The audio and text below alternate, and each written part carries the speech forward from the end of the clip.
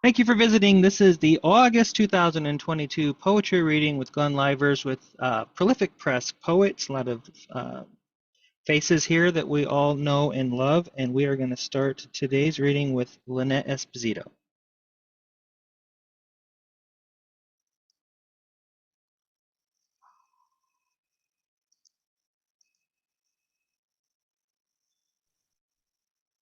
There we go. Hello, this is Lynn Esposito from Mount Laurel, New Jersey. I don't know how to press the unmute button, I guess. I wrote just a couple short ones, and Glenn gave us an assignment to do something with Australia. I don't know anything about Australia, so this is all I could come up with. It's when you get old. I am in such quiet, I feel as if I am in the Australian outback, whispering to the stars. But no, I am home alone. And that's it. The best I could do. And then I was having some fun with Shakespeare. This isn't particularly good, but it is kind of fun. It says as time passes. On the 12th night, Kate did the dishes that had built up from so much dining delicious. She broke the rest and went on home. The party is over, she said, when I have gone from ravishing beauty to nothing but a maid. He stood at the door and watched her go. The sway of her hips made him long for her so. He did not follow, for his kitchen was clean, and he was tired from the party scene. Tomorrow would give him time to woo the woman of his dreams, his Kate, his shrew. But days became months, and months became years, and soon he was an old man with an old man's tears. Time passed, and he passed with it. And what of his Kate? Did she wait too? It is said she waited a while and cultivated a lovely smile that attracted a salesman of Venice in a midsummer night's dream. Very nice. Thank you, Lynette. All right, Mary Gunn, please.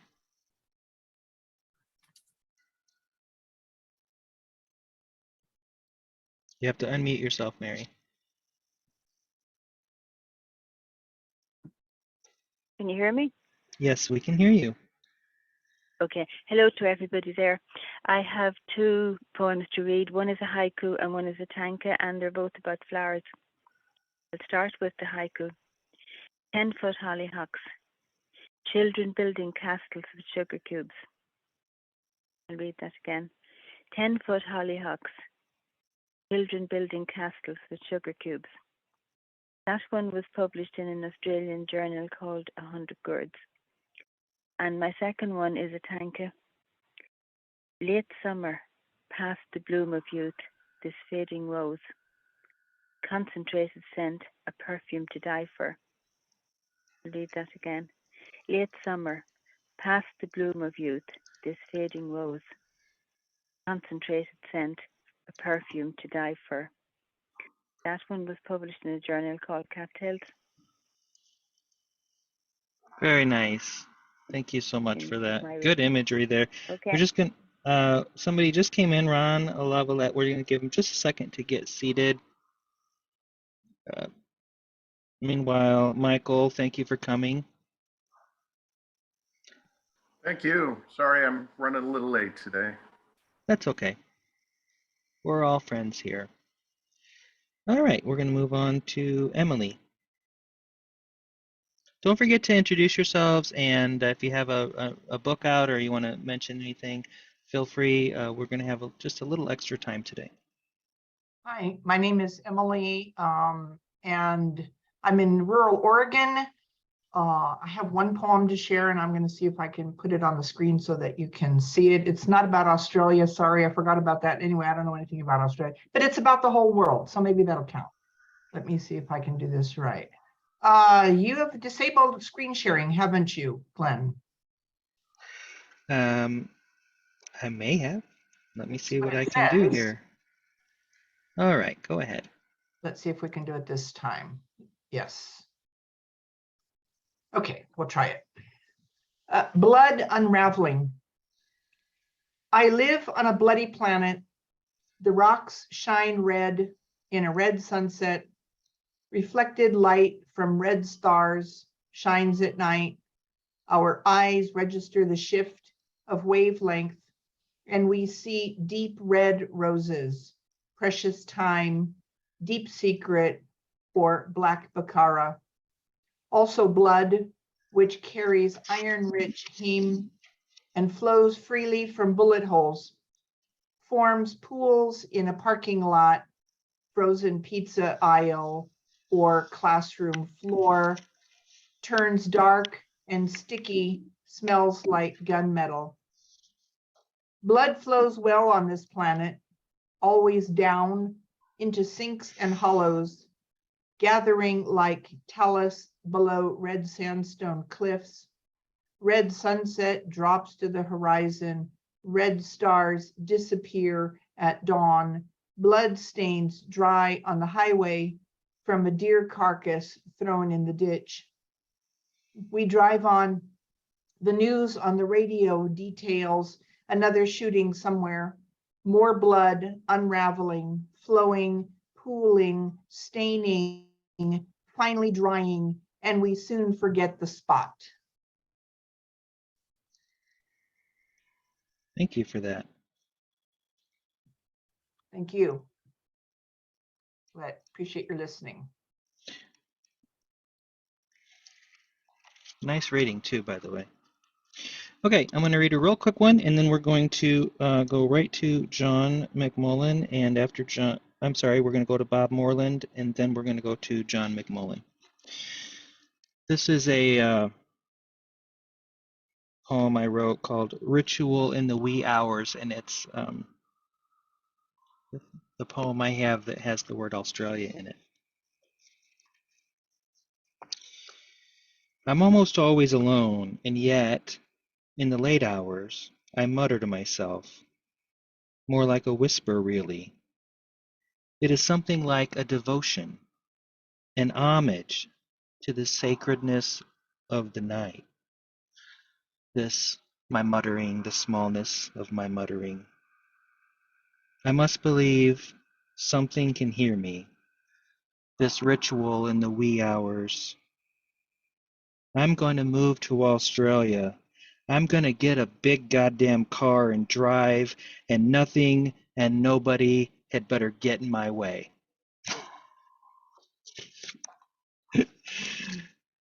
All right. Bob. Well, I didn't get the memo about Australia. I wasn't here last time, and I want to thank you, Glenn, for reading those for me last time when my twin came and paid me a visit. I'm Bob Moreland. I live on the little house on the prairie near Lake Michigan, in the middle of the flyover states, Wisconsin. This is called Seeking Substance, and it's an English sonnet. In the August of life, we think we still have time to spare. Warm summer seduction, whispering immortality. We fill each moment with busy and production, all the while breathlessly immediate, but not important boxes checked, fires quelled. A tapestry woven, patterns satiate who we are until we are but a shell. Age, like a thief in the night, steals away the ability to take advantage of living to the fullest, each and every day, satisfaction crowned with love. With retirement, discarded and songs sung, too late realize youth is wasted on the young. Thank you. On a lighter note, should have had Australia. Okay, this haiku may qualify as very distantly being Australia. Rising chorus wanes, eerie sounds in unison, cicadas emerge. Read it one more time. Rising chorus wings, eerie sounds in unison. Cicadas emerge. Thank you, guys. Appreciate it. Thank you. We have one person taking a seat here. We'll get you here in just a minute, John. You'll be next. Just holding tight for a minute.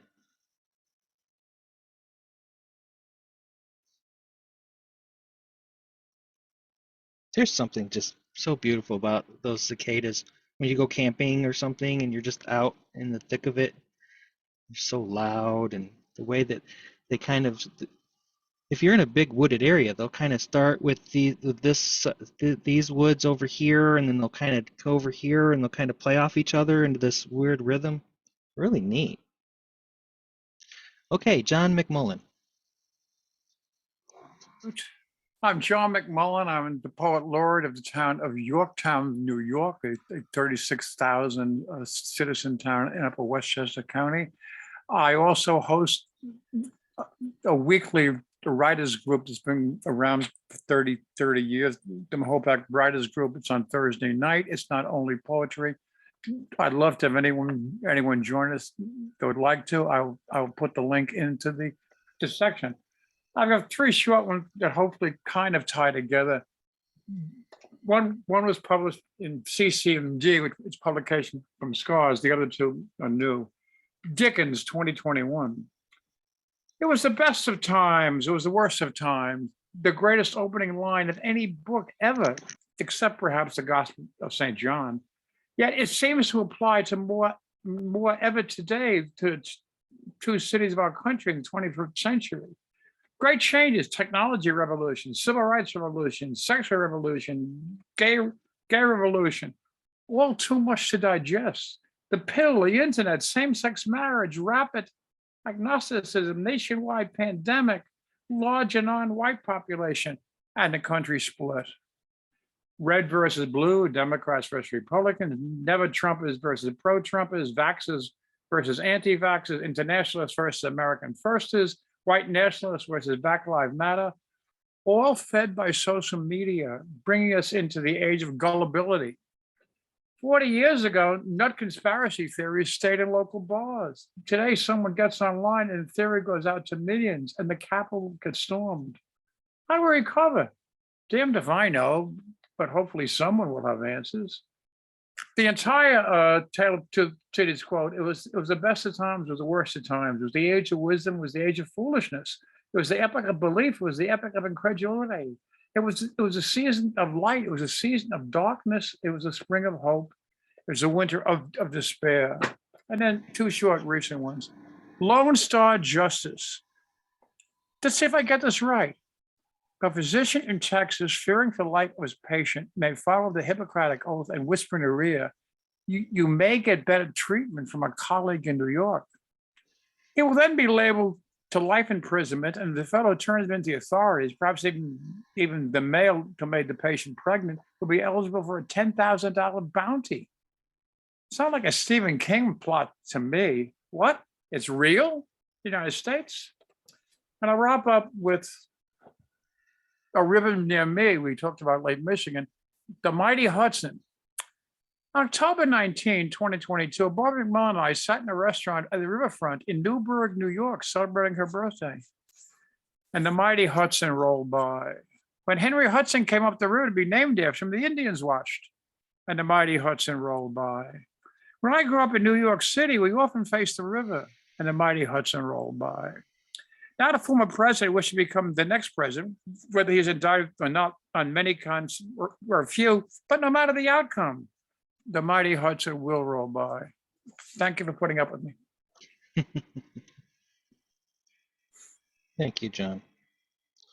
Okay, so we are going to go to James Bethel, then Michael Flanagan and Bob Whalen, Debbie Walker-Lass, Sean O'Connor, Doug Van Hooser, Linda Laughlin, Douglas Lanzo, Therese Birch, Shasta Hatter, Michael Watterson, Francis Flavin.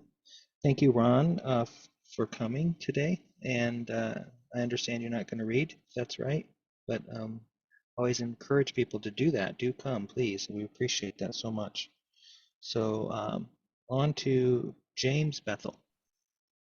Thank you, Glenn. This first one is,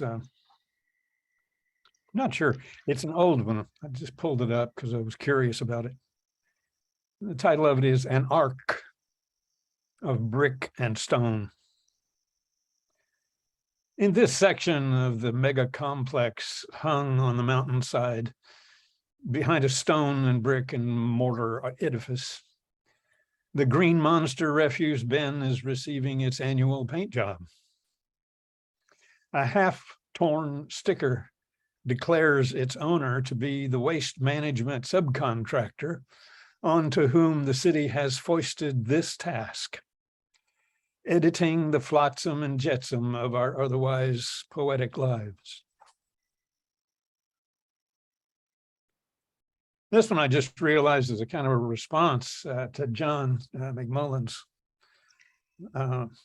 complaints. It fit mine. This is entitled To Live Differently. Many of us are aware of how strong the pull is. One's whole life is about the business of living. The issue, of course, is which business?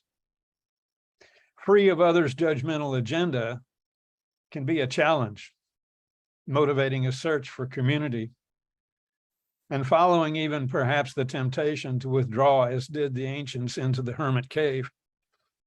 Or one could treat the latter as a metaphor, as I have for my small cottage, a blue haven in a red dirt land, listening and recording the words of the leaves in the wind. Thank you, guys. Thank you. Such a Well joy said. to join up with you people, I swear. Thank you. We're all blessed to have you too. Oh, thank you. This is a good group. Michael Flanagan, please. Oh, hi. I spent this last month, I kind of wandered into a Tonka group out of England where they put up a word a day. It's poets on site. So I got 2 of those. Along the path, doe and fawn tiptoe as I wait with my arrow, wondering which turn brought us all here. So along the path, doe and fawn tiptoe as I wait with my arrow, wondering which turn brought us all here. And the other one is another Tonka. Mount Baker smoked the whole time we ran sheep across her meadows, quivering but silent, relishing our fear. So Mount Baker smoked the whole time we ran sheep across her meadows, quivering but silent, relishing our fear. Very nice. Good pivots there too. Bob Whalen. Hi, I'm Bob Whalen. I live in Rockport, Massachusetts. I've got the North Atlantic at the end of my street. And if you keep going, the next place you land is probably Ireland. I do an open mic the second Wednesday of every month at 7 Eastern Daylight Time, and I'll post a link. And I do an international poetry festival in Rockport every spring. You can find out about all that stuff if you're interested at the Facebook page, Rockport Poetry. I've got 2 tonight, and one has to do with cicadas, seeing as we're being interested in them. In Japanese poetry, they represent transition, and particularly going on. The husk has an importance. So that's the first one I'm going to read. It's called Cicada. Wind ripples in patterns of nodding marsh grass to leap with cat's paws across the still surface of the brackish estuary, poised in between incoming and outgoing tide. The current shifts its journey, releasing clear water into the softly lapping surf, slaking the sea's salty thirst. The sun floats, traveling at light speed through a day which now will only shorten. A daughter runs along the edge of this barrier island, her robe floating behind her, hugging her shoulders through summers measured in waves of dissolving soul prints, abandoned shells, stones, and etched sea glass. A father basks in the joy of her dance and momentarily turns away, searching for drift wood for a fire to chase away the night's inevitable darkness, returning again to warmly gaze as she splashed into the welcoming sea, the robe she wore dropping on the shore, an abandoned husk, the waves quiet as they changed direction. And then he heard the cicadas sing. So, and this has a psychological connection in terms of transition. The working title is Now. As you hear this or read this, your biology changes. You are already different than you were when you started this poem. That biology and your experience alters your genes, adapts the blueprint so that you are the only you. There is not another, even though biology might start the same. Nothing is simple. But what I wrestle with most is love. That feeling so strong that without it, I hurt and feel it even more. Is it a need or chemicals? Is it real? Nothing is simple. So who am I? I know who I think I am or who I feel I am, yet still I worry and wonder. Nothing is simple. When my biology ages and my mind changes and the chemicals alter and memories dissolve, will I still love you? Will I know who I am? Will I know who you are? Will I have a bond with you and not recognize you? And wander, wondering, what about love? Nothing is simple. Thank you. Thank you. Very nice. Debbie Walker-Lass.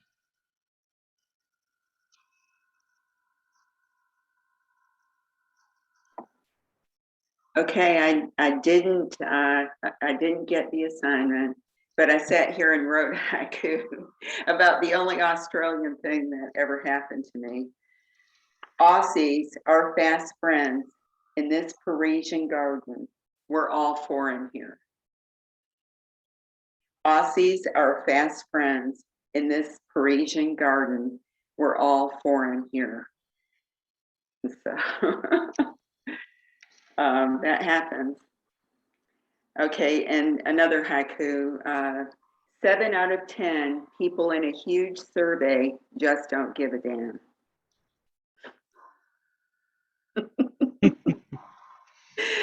And I have one more, if you can listen. Yeah, please. Okay, I'll do,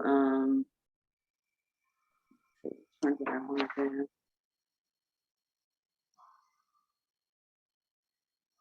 Memory creeps in through the space between curtains, one bright patch of light.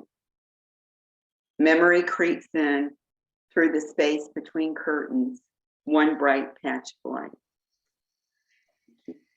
Thank you. Thank you for that. Sean O'Connor. I always forget to unmute. But I could do the reading muted, which could improve the quality of the work tremendously, as my body language would carry it over, I'm sure. But I might try that sometime. So Sean O'Connor is my name. I'm in Tipperary in Ireland.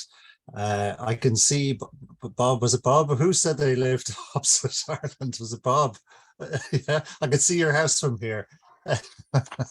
So I'm the editor of the Highbun Journal, which is a print journal based in Ireland, and I am not reading Highbun today. I'm going to read Tanka, and when I do my Tanka, two Tanka, I write in the original format of 2 verses and 5-7, 5-7-7, etc., etc.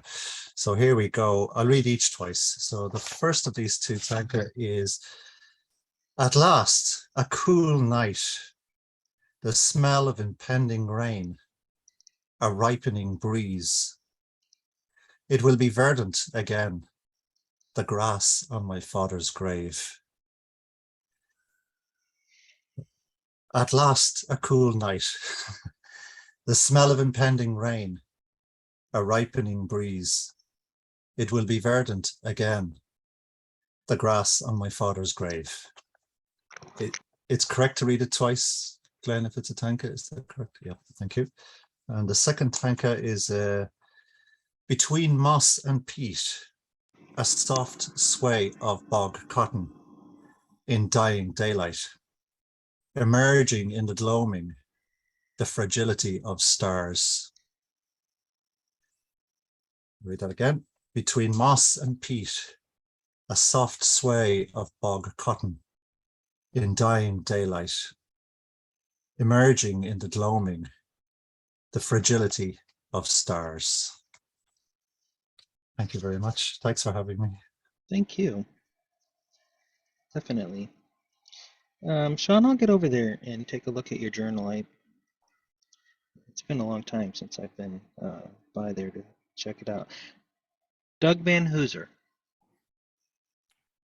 Hi, everybody. I missed the assignment on Australia, so I'm just going to read 2 poems. The first one is entitled, Today.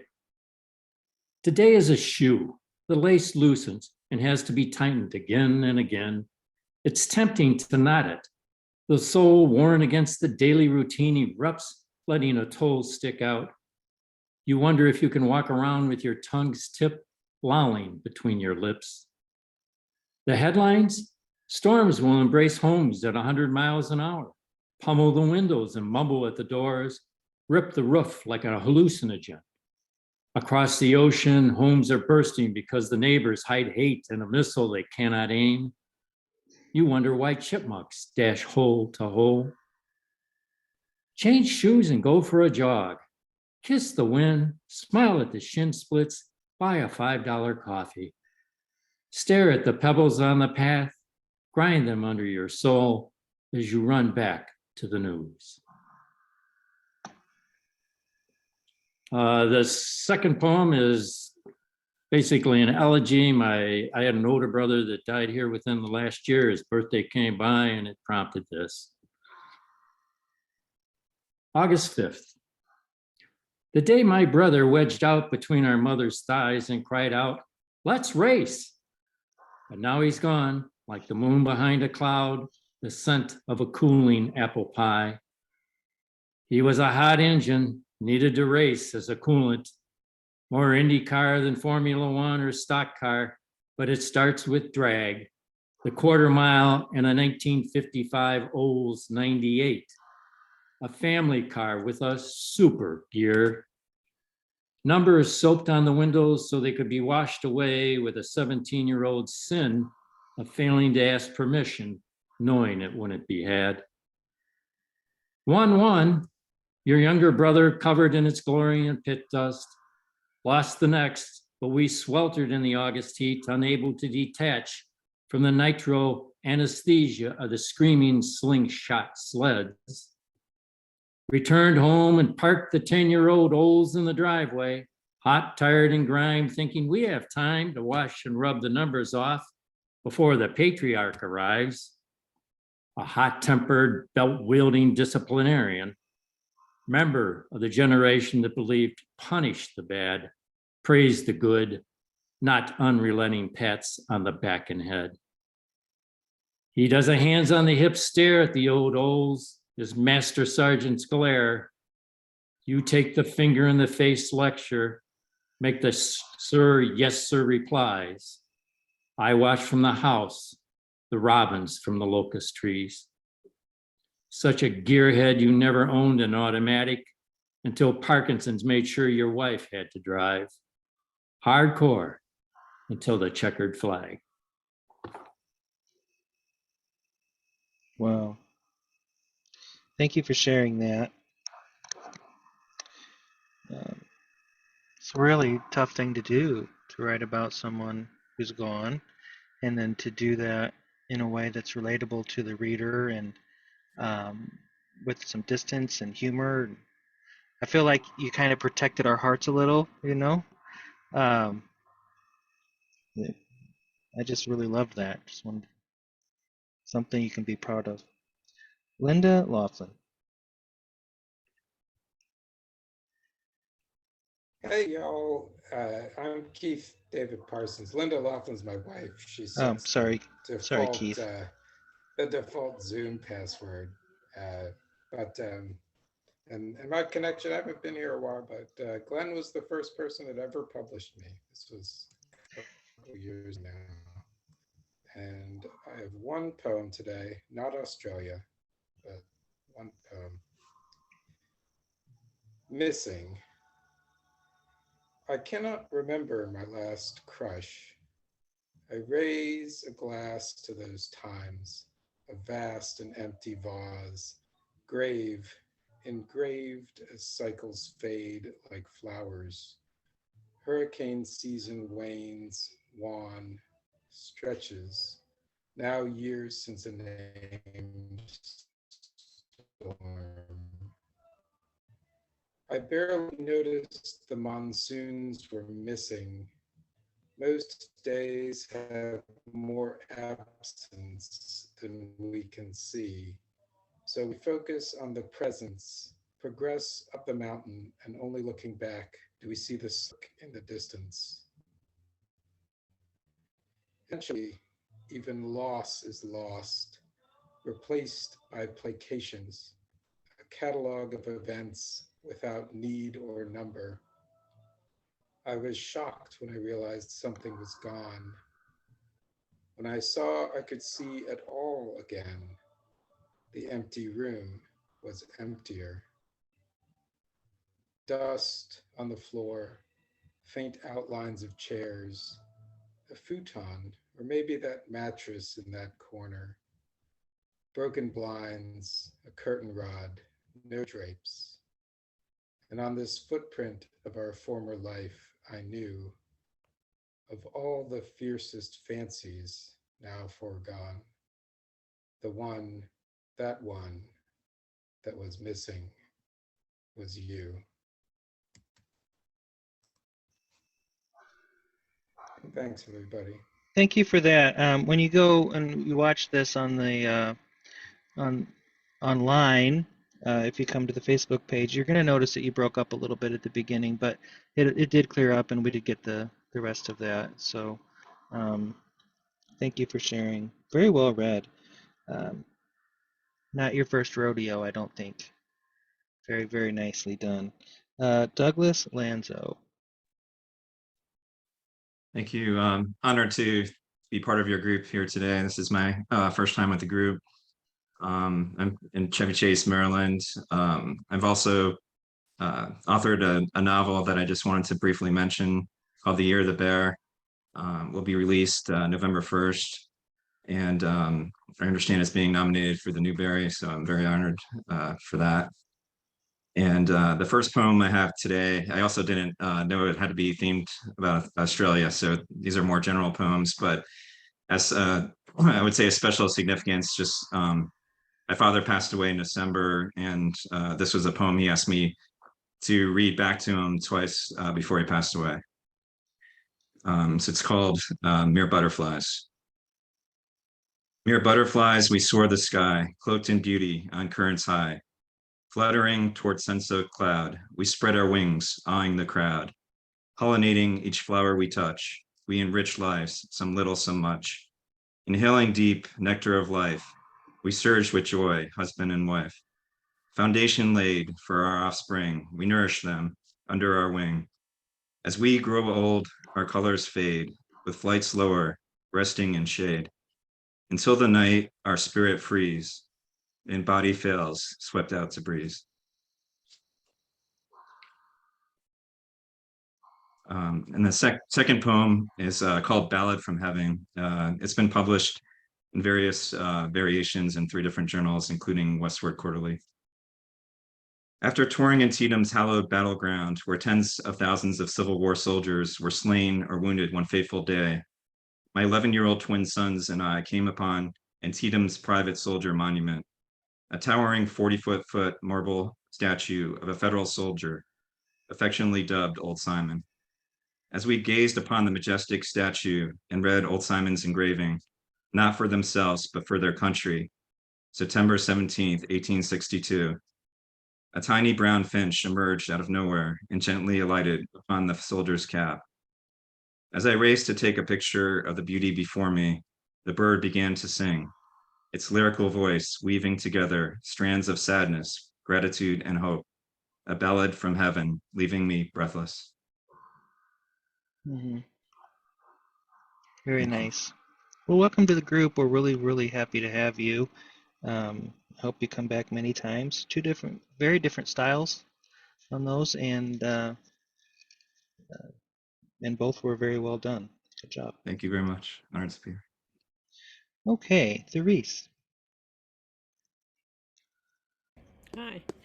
I have 2 poems, but going to recite one, and if it seems that it's too long, then I'll do one poem.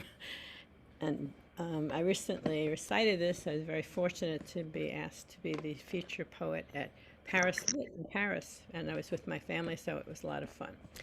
So Teilhard de Chardin is my guru. Oh, I'm sorry. I thought I was talking all this time. I have 2 poems, but one might be too long, and I'll just end with that if it is. Teilhard de Chardin is my kind of spiritual mentor, so this is kind of about the way he thinks about things and the way I interact with him. And I recently was really lucky. I was asked to be the feature poet in Paris Lit, which is in Paris. I was with my family, so it was a lot of fun for us, and they seemed to enjoy it. Anyway, it's called Teilhard's Question About Essence. Hey, could someone tell me why I'm here now amidst the galaxy? I was told to love, serve, and be happy above with God, who said, when 2 or more are gathered in my name, I'm there instead. So why am I here? It's all a blur, and what occurs, though, there's something about love that endures and knowledge and language disappear, which makes it clear somehow. Being here is how we grow, sinew by sinew, and our fear can be transformed by love. It's hand in glove when we relate at the gate that opens wide all the mysteries inside. And while directions are not clear, we can hear them if we listen. We shimmer and we glisten and radiate newer forms of energy that sets us free to be ourselves. And then glory be, now we have gained all. And it all was set in motion with desire to relate and co-create. I must confess I was a mess for following someone else's story. Although I learned, I was concerned that it wasn't mine, but still I tried and tried and tried again. Well, I used to be in pieces. My head had no real way to say just who I am. And if I may, maybe if someone knew how to teach us, it could have increased our everyday experience. We wouldn't have to freelance in trying to make it all work, our heads, our bodies, and erotic urge. We could compose ourselves and come to know how love congeals and helps us grow into differentiating. Now, that, my friend, is the full realization of co-creation that makes us one only when we become our essential self. To love all begins in trial and error and risking the terrors that accompany risk. The grief and loss of our first fall had left us shattered, and so we scattered, defining ourselves by difference. There is suspicion now that we are alone and we must have it all through competition, and not atone or do our very best along with all the rest to love and live in service. Our faulty misperception or perversion of that love that sustains us can be blamed for my confusion. You see, in the noosphere, there are hints of this fusion we require to rewire us back into communion. It all begins here, and love is very near, and love is always erotic, and love is not only exotic or romantic or the love of family or the frantic search to pair. It isn't there. Love is everywhere. So why I am here cannot be clear, and it is a risk to be transformed, so be forewarned. Grieve what we are and what we know, for this must go, and only shows the endless evolution of the cosmos. Now, not to be verbose, it is you and me who will set us free, and if we listen and act, we'll make our way back. We will love one another, and we won't need the cover of a disinterested bystander. Yes, this plan for me and our galaxy is so much grander than I can see. Meaning is woven in our suffering, though love desires not our fears or grief or tears. Then appears the light that breaks through in our nights of despair, showing signs of hope everywhere. At times, this means the light hides deep inside where it allures. We forsake our weeping and dig deep, and love reassures. This is the way to patch you all back together where mind, body, and emotions meet and speak all together in one voice. Rejoice. We're on our way with no division, nor the prison of despair, for hope is planted everywhere. So that's, I think it's maybe long enough. Go ahead and give us the other one. Okay, all right. This is not Australian, but it can be the cry of every single mother, I think. I was a single mother of 5 children. Apology for my imperfections. Confessions of a single mother. If I could, I would cover you with love and heal your wounds so that we might share again somehow. Do you want me to now? It is the choir invisible who prays for us in song, yet for just how long can I go on believing in the grace that overcomes the feelings of disgrace and shame? No one is to blame. Am I wrong? Is it only the death of me that finally will set you free from this place to see my face beyond this space into eternity? Will you abandon me? It is not within my power, and I pray somehow my prayer will reach the breach. I will not doubt, and yes, I will go there, and I need not know what it's about. Although I do not know, I can be kind, leaving all behind to begin anew over and over and over with you. Do you doubt that this is true? Forgive yourself, and then my turn may come. These broken pieces will solidify and mend, and you will see how I was overcome. The me that's me and my capacity. I did my best and gave all that I had and did not save the rest, although I could no longer see where to garner energy. I relied on God alone, for all you had was me. Grace was the key that engendered loyalty, and loyalty can set us free to grow into our own self-embracing humanity. That is my prayer. And Saint Therese, who scatters roses everywhere, is with you. I am content knowing the love of the divine is there at every turn, and then when you feel alone and feel you need your mother, you will discover love again. Thank you. Thank you. Yes, Bob, exactly. I was thinking that you can't, of course, we can't see the poem on in print, but I'm picking up those that there are in Jamnets and those slant rhymes, everything is, you know, that's the poetical elements in your work are dense enough that they really sing even when spoken, and that's nice. That doesn't always happen, does it? That's very, very well done. Before we move on, we only just have a few more readers. I just want to encourage the people that are tuning in on Facebook and YouTube and the like to visit the Rockport Poetry Facebook page, and also sneak over to Sean O'Connor's High Bun Journal. Check that out, of course. I just want to remind people that the prompts that we have are not necessary. It's just a prompt, but certainly there's no obligation to include that. I don't even really want a very firm pressure to do that. The next time the prompt is going to be Alzheimer's. I rove at that because I receive a lot of poetry in the slush pile. It touches a lot of people's lives. One thing I took from today is that I'm always learning about how to host these events. I'm going to go ahead and send the prompt to the group, and I failed to do that last time. So I am always trying to improve. Okay. And Michael Flanagan, I would like to see your poem have the word foist in it, since you spoke up and said you love that word. Okay. Shasta Hatter, are you still here? There you are. Yep. I'm still here. I'm sorry I get up and wander around, but I can hear you. Anyway, Okay. I took the memo. So I have 2 poems to read. Both of them are haikus. The first one is, oh, I'm sorry. I'm Shasta Hatter. I've been published in Failed Haiku and Drifting Sands a lot, and also on Prolific Press's publications. Anyway, the first haiku is called The Eyes of a Child. When the once a month food box arrives from the church, my mother sorts the food.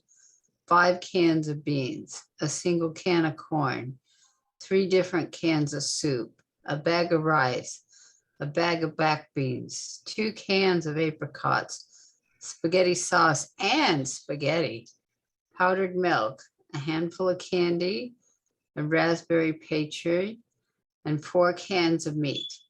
There's always 2 loaves of bread, no butter this month, 3 onions.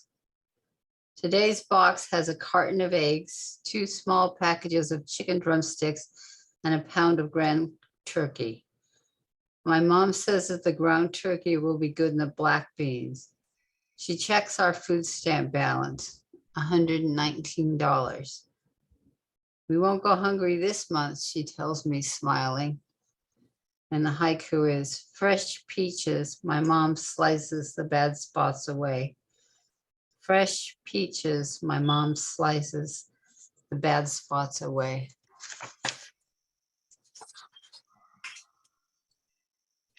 The other one is also a haiku, and it's a bit shorter.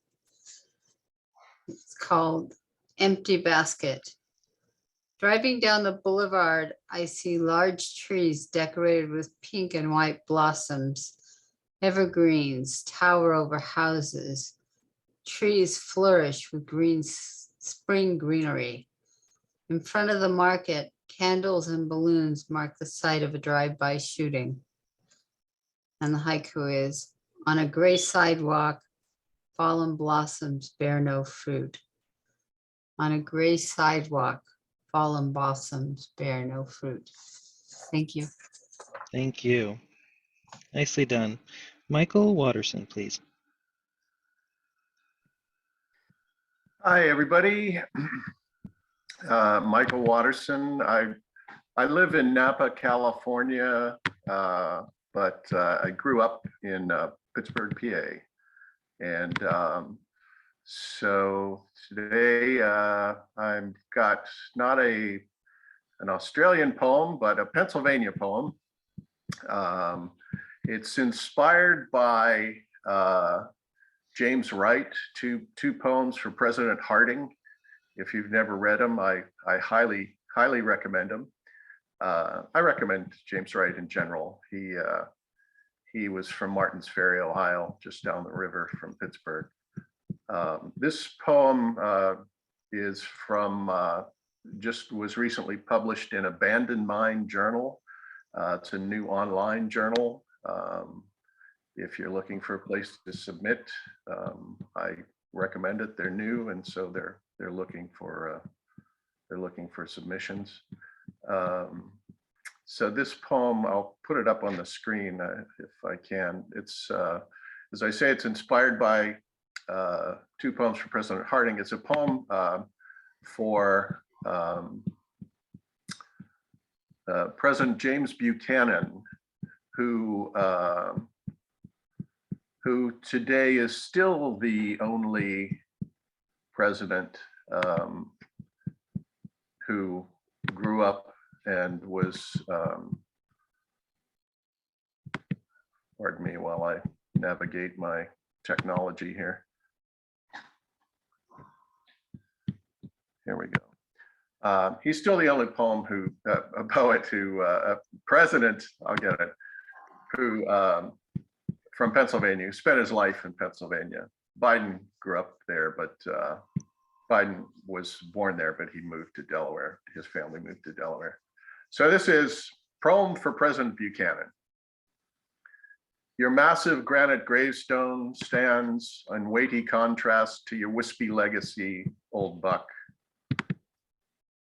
My home state's solitary president, you lie forgotten, dear to none.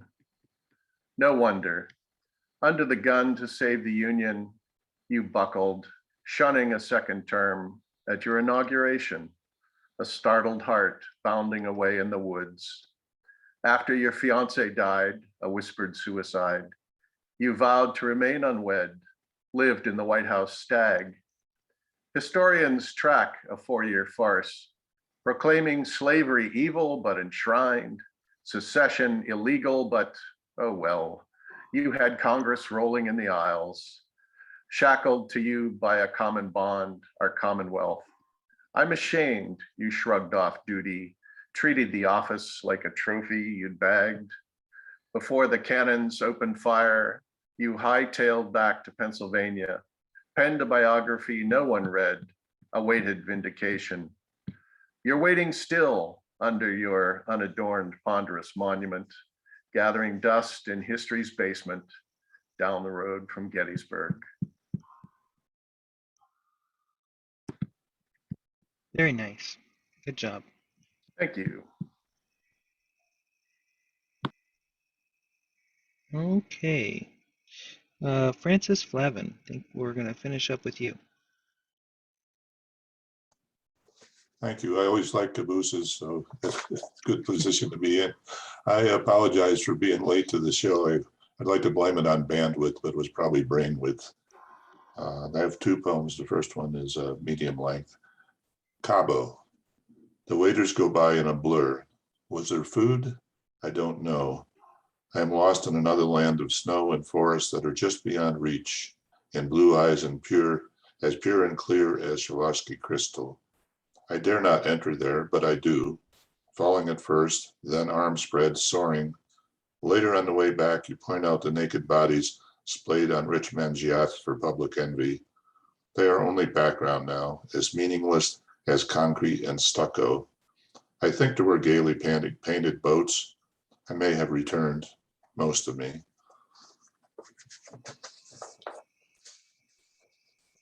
The second one is shorter, C Street stairs. It's rhyming, so I apologize for that.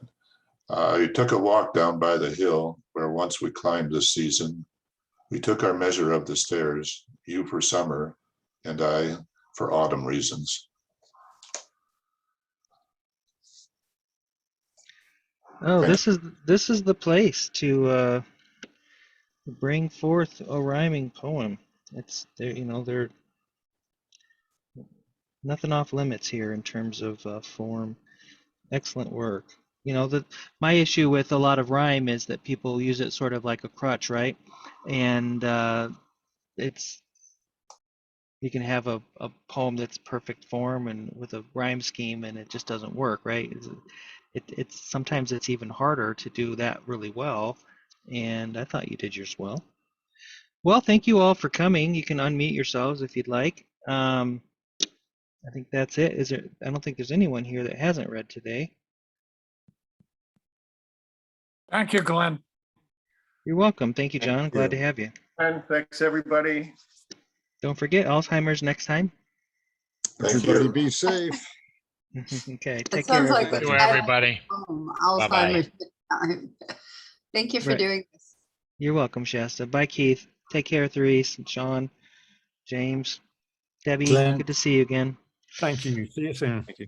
Okay, James. Thanks, Therese. Before you Yeah. vote, Glenn, Yeah. I've just popped you a message. Can you see it? Just let me stop the recording part of things and we'll keep talking though, okay?